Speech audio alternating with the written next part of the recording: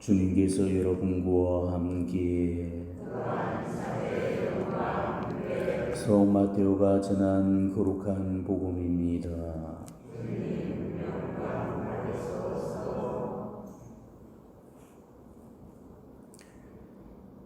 예수님께서 가이사리아 필리피 지방에 달아오르시자 제자들에게 사람이 아들을 누구라고들 하느냐 하고 물으셨다. 제자들이 대답하였다. 세례자 요한이라고 합니다. 그러나 어떤 이들은 엘리야라 하고 또 어떤 이들은 예레미야나 예언자 가운데 한 분이라고 합니다. 예수님께서 그러면 너희는 나를 누구라고 하느냐 하고 물으시자 시몬 베드로가 스승님은 살아계신 하느님의 아드님 그리스도이십니다 하고 대답하였다. 그러자 예수님께서 그에게 이르셨다. 시몬 바르요나야, 너는 행복하다. 살과 피가 아니라 하늘에 계신 네 아버지께서 그것을 너에게 알려주셨기 때문이다. 나 또한 너에게 말한다. 너는 베드로이다. 내가 이 반석 위에 내 교회를 세울 터인즉 저승의 세력도 그것을 이기지 못할 것이다. 또 나는 너에게 하늘나라의 열쇠를 주겠다. 그러니 네가 무엇이든지 땅에서 매면 하늘에서도 매일 것이고 네가 무엇이든지 땅에서 풀면 하늘에서도 풀릴 것이다. 주님의 말씀입니다.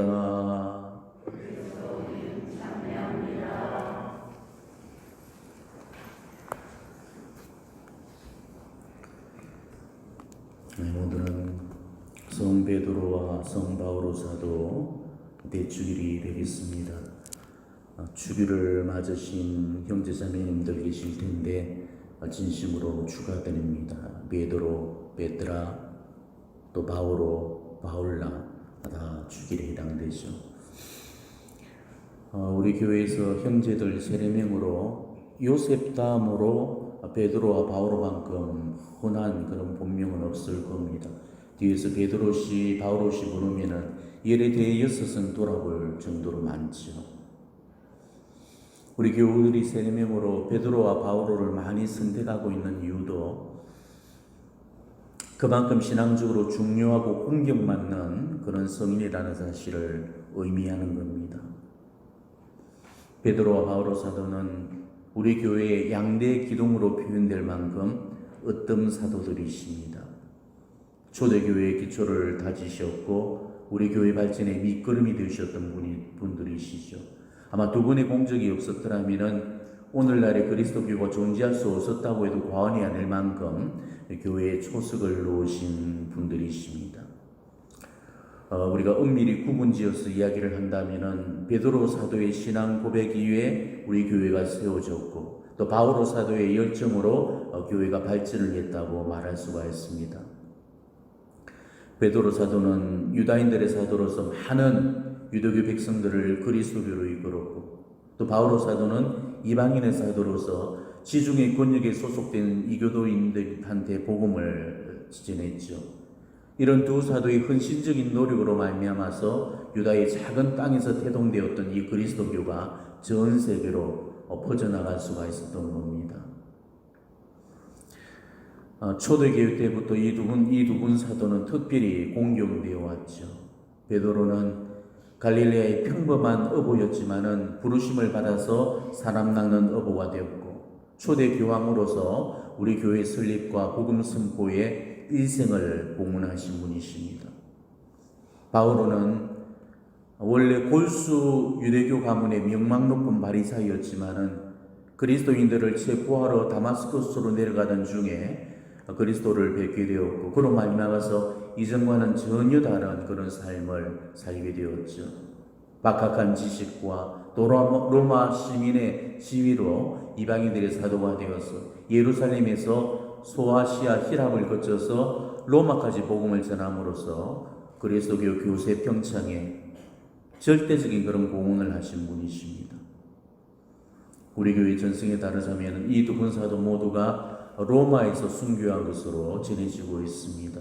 로마 황제 바로 네로의 치세 때 바오로는 목이 베이는 그런 참수형으로 또 베드로는 십자가에 거꾸로 매달리는 그런 순교형으로 처형이 되셨습니다. 두 성인이 묻힌 그 묘 위에 각기 성 베드로 대성당, 성 바오로 대성당이 지금 세워져 있습니다. 두 분 사도의 모습을 새긴 성상을 보게 되면은 베드로 사도의 손에는 열쇠가 쥐어져 있고 바오로 사도의 손에는 칼이 쥐어져 있습니다. 베드로의 열쇠는 천국문을 열 수 있는 수익군을 상징하죠. 자, 너희는 나를 누구라고 생각하느냐던 예수님의 질문을 받았던 베드로가 선생님은 살아계신 하나님의 아들 그리스도이십니다 라고 고백을 했죠. 이때 예수님께서는 너는 이제 베드로다. 내가 이 반석 위에 내 교회를 세울 터인즉 죽음의 힘도 감히 그것을 누르지 못할 것이다. 이러면서 천국의 열쇠를 내어주셨습니다. 자, 이 말은 바로 쇠로 만든 열쇠를 실제로 주셨다는 그런 의미가 아니죠. 여기서 열쇠란 것은 사도들의 수장으로서 바로 수의적인 역할과 직무를 의미하는 겁니다. 예수님은 당신을 대리해서 교회를 다스릴 권한을 이 베드로에게 위임을 하시고 땅에서 풀면은 하늘에서도 풀리는 그런 청권을 부여해 주셨던 거죠. 그렇기 때문에 베드로에게 위임된 이 권위는 바로 예수님을 대리해서 다스리는 권한이었습니다. 제자들이 늘 누가 제일 높은가 그 자리를 놓고 자리 다툼을 이렇게 하게 되죠. 바로 예수님께서 베드로에게 네가 제일 높고 최고라는 것을 인정해 주셨던 거죠. 하지만 베드로는 자기에게 부여된 이 직무를 깨닫는데 자신의 생애 전부와 바로 마지막 목숨을 그 값으로 지불을 해야만 했습니다.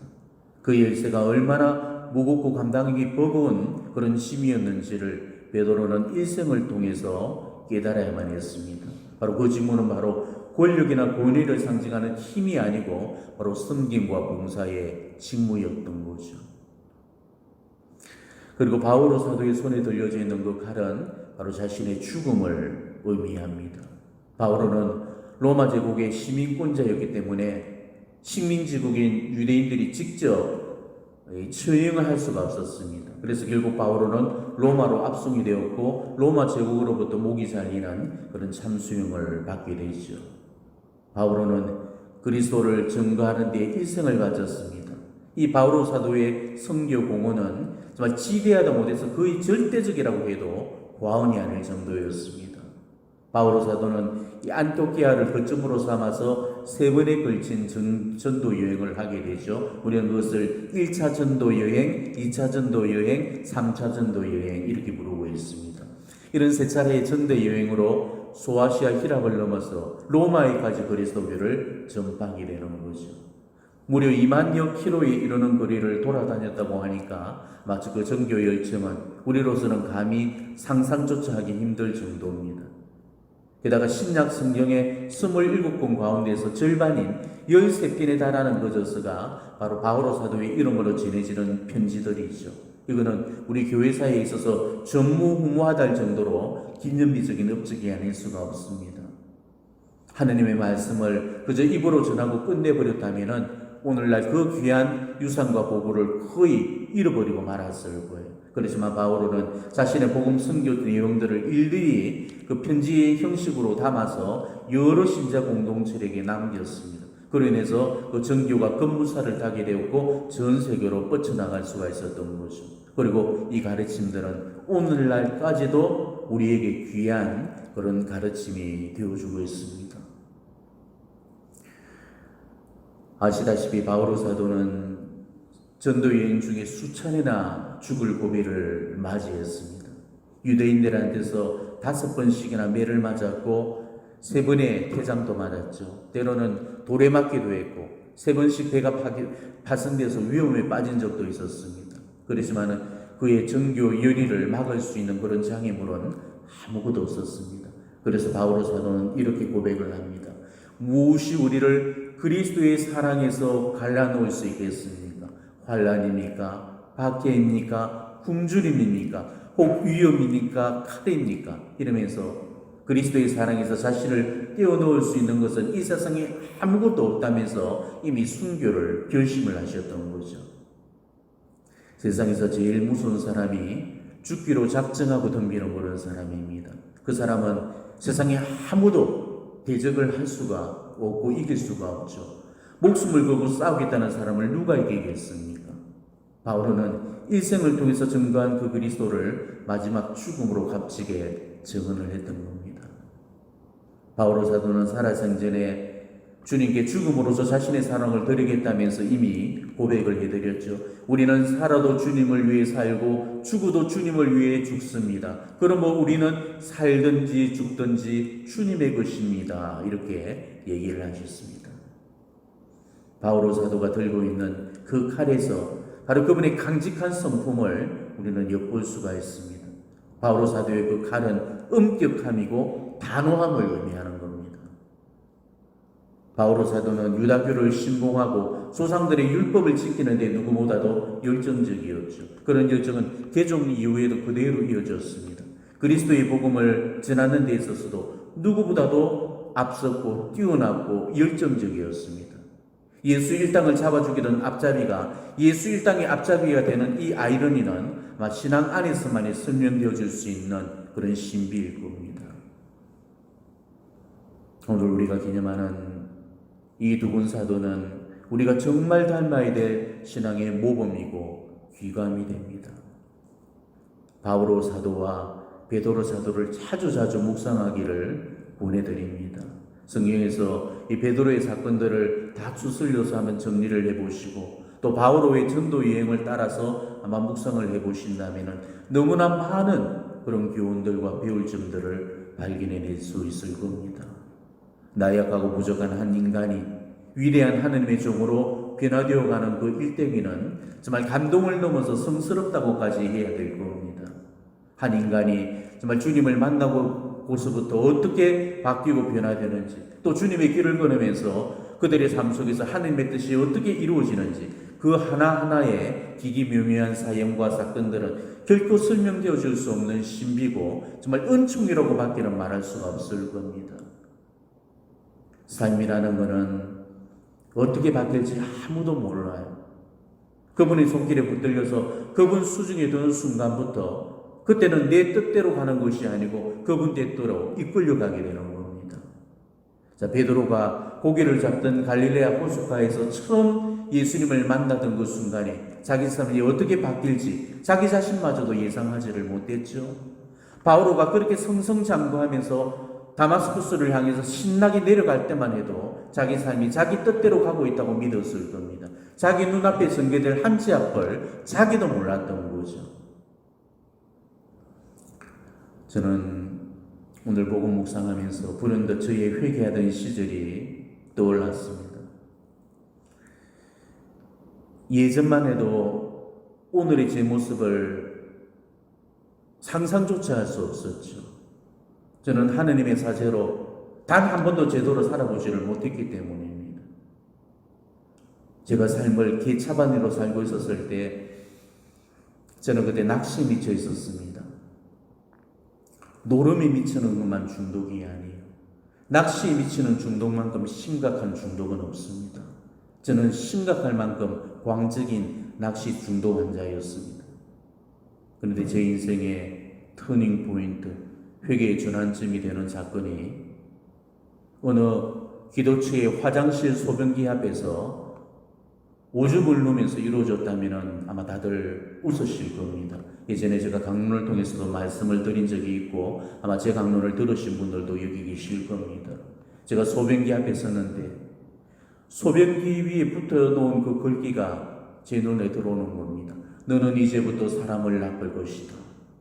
근데 바로 그 말씀을 읽는 순간에 뒤통수를 후려맞은 듯이 정신이 벌쩍 들면서 온몸이 얼어붙고 몸에 전율이 있는 거였습니다.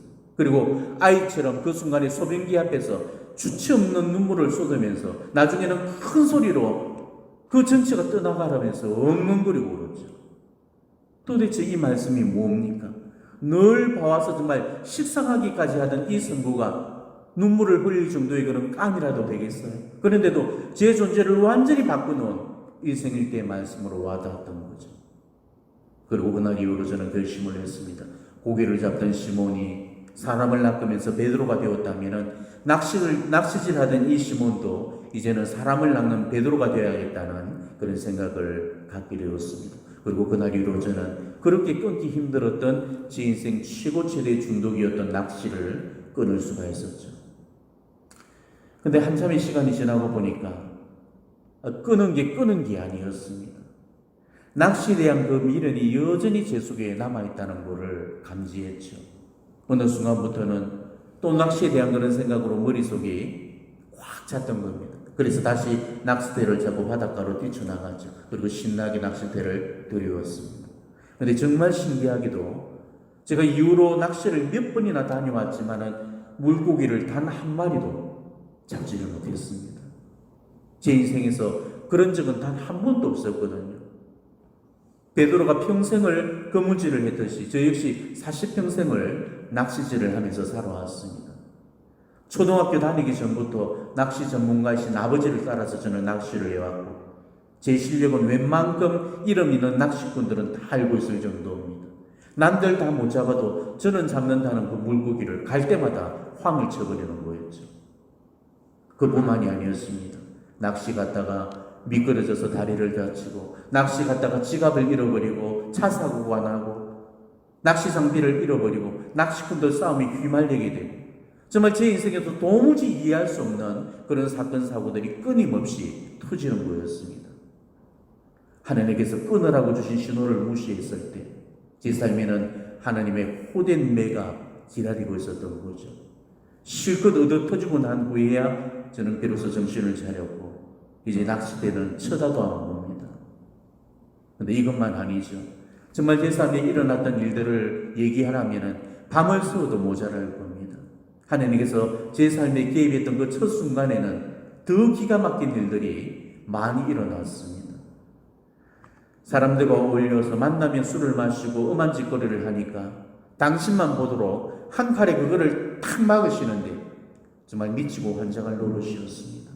어제까지 그렇게 친하게 연락을 주고받았던 사람이 왜 갑자기 연락을 끊고 실종이 되어버리고 네 좋겠다, 네 좋아서 죽겠다는 그 사람이 왜 갑자기 차갑게 돌아서 버리고 친한 사람이 왜 갑자기 사고로 죽고 왜 미국으로 갑자기 이민을 떠나버리고 아무도 정말 단 한 사람도 나한테 남겨놓지 않고 다 거두고 가버렸습니다. 더 이상 아무데도 의지할 곳이 없도록 그렇게 만드신 연후에야 저는 예수님께로 비로소 돌아올 수가 있었죠. 결국 예수님 앞에 통곡을 하면서 이제는 당신밖에 없다면서 처절한 고백을 드릴 수가 있었던 겁니다. 여러분도 만일 저와 유사한 그런 경험들을 가지고 계시다면 그분들도 지금 하나님의 손길 안에 붙들렸다는 증거가 됩니다. 이런 분들은 제가 겪던 그런 경험들을 누구보다 더 깊이 잘 공감을 하실 겁니다. 하나님께 붙들린 그 사람의 삶은 더 이상 자기 삶이 자기 것이 아니죠. 무지막지한 하나님의 손길에 붙들리는 그 순간에 그때부터는 막말로 인생이 쭉 나게 되는 겁니다. 하나님께서 그 삶을 통째로 다 들고 가버리십니다. 자기 것이라는 아예 없고 온통 하나님의 뜻과 계획과 그 섭리와 역사 속에서 그 주도권을 하나님이 주시고 끌고 가시는 겁니다. 바로 이게 베드로의 삶이었고 이게 바오로의 삶이었고 이게 지금 제 삶이고 이게 지금 앞으로 여러분이 살아야 될 삶이 되어야 된다는 것입니다. 그러니까 오늘 이 베드로의 이야기, 바오로의 이야기는 지금 남의 이야기를 해주고 있는 게 아닙니다. 바로 내 이야기를 대신 들려주고 있는 거죠. 허약한 바오로 베드로가 정말 하느님 안에서 견고하게 변모되는 이 여정은 우리가 하느님을 만나면서 하느님의 사랑을 변화되어가는 그런 과정과도 같은 겁니다. 우리는 베드로의 이야기, 이 바오로의 이야기를 묵상하면서 그 하나하나의 말씀과 이 행적과 사건들을 자기 이야기로 만들어 가야 되는 겁니다. 두 분 사도의 그 삶을 통해서 내가 걸어야 될 길, 내가 가야 될 방향, 내 삶의 이정표를 발견해내야 하시는 겁니다. 성인은 결코 특별한 사람들이 아니에요. 우리가 넘볼 수 없는 분이 아니라는 것을 이 두 분 사도의 인간적인 약점이나 한계를 보면서 깨달을 수 있을 겁니다. 자, 두 분한테는 지을 수 없는 증거들이 있었죠. 자, 한 분은 예수님을 배반한 이력이 있고 또 한 분은 예수님을 박해하던 앞잡이였다는 사실입니다. 이런 불명예의 꼬리표를 달고서도 위대한 사도로서 훌륭한 성인 반열에 오를 수 있었다면, 자, 이거는 뭘 의미하는 거겠습니까? 우리가 생각하는 개념의 성인이란 존재하지 않는다는 뜻이죠. 성인이란 완벽한 삶을 살았던 사람이 결코 아닙니다. 두 분 사도께서도 완전하고 완벽한 삶을 사셨기 때문에 성인이 되셨던 게 아닙니다. 허약함과 결점과 실수로 얼룩진 그 삶을 사시는데도 불구하고 성인이 되셨던 거죠. 때문에 성인이라는 것은 흠결이 없고 완벽한 삶을 살았던 사람들한테 주어지는 칭호가 아니라는 거죠. 그거는 성인을 오해하고 있는 겁니다. 하나님의 말씀에서 어떠한 인간도 완전한 인간은 있을 수가 없습니다. 성경 속의 위대한 위인들도, 교회사에 빛나는 훌륭한 성인들도 하나님 앞에 실수와 실패가 있었고 죄와 전가가 다 있었죠. 이거를 공감하면서 바로 우리의 부족한 삶을 한번 들여다보자는 겁니다. 우리도 다들 나약한 믿음의 소유자들일 뿐입니다. 겉으로는 열심하고 경건한 듯 보이지만은 실상 그 열심 속에는 언제든지 냉담과 배반이 도사리고 있죠. 지금 열심히 성당 다니고, 지금 열심히 봉사하고, 열심히 기도한다고 신심 깊은 사람 좋은 믿음으로 착각해서는 안 됩니다. 우리 믿음은 다 거기서 거기고 50고 100고 그 나물이 그 밥인 겁니다. 우스갯소리로 그 사람이 진짜로 열심한 신자인지 가짜로 열심한 신자인지를 구별하는 법이 있죠. 사제가 그 앞에서 꽐을 빽 찔러가지고 다음날 또 성당 나오면은 진짜 열심한 신자가 맞고, 그 다음날부로 바로 냉담에 들어가면은 가짜로 열심한 신자인 거죠. 사제의 쓴소리 한마디에 신앙이 흔들리고, 교들과의 그 싸움 한 번에 신앙을 내동댕이 치는 그 믿음은 다 가짜 믿음이라는 것입니다. 우리는 베드로의 배반 사건을 잊어서는 안 됩니다.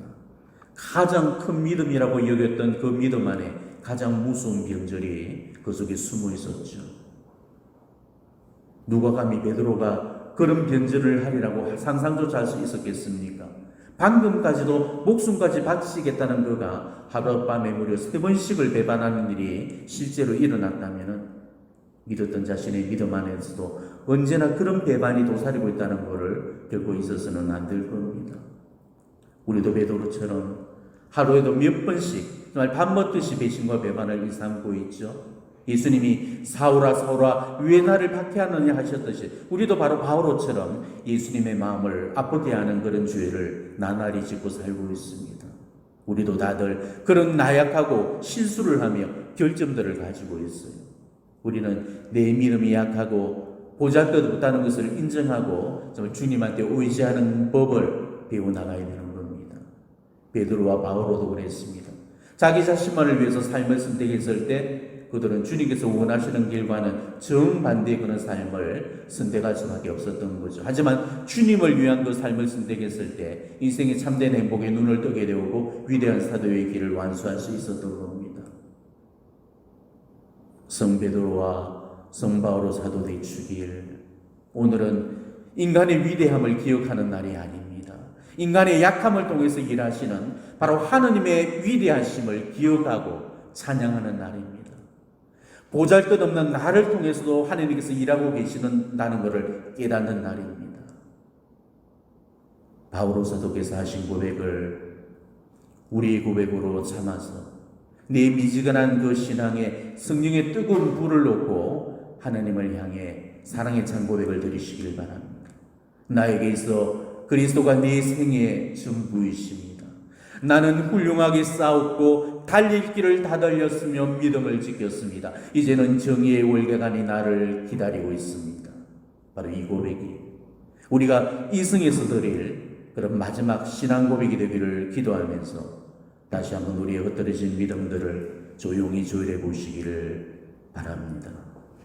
아멘.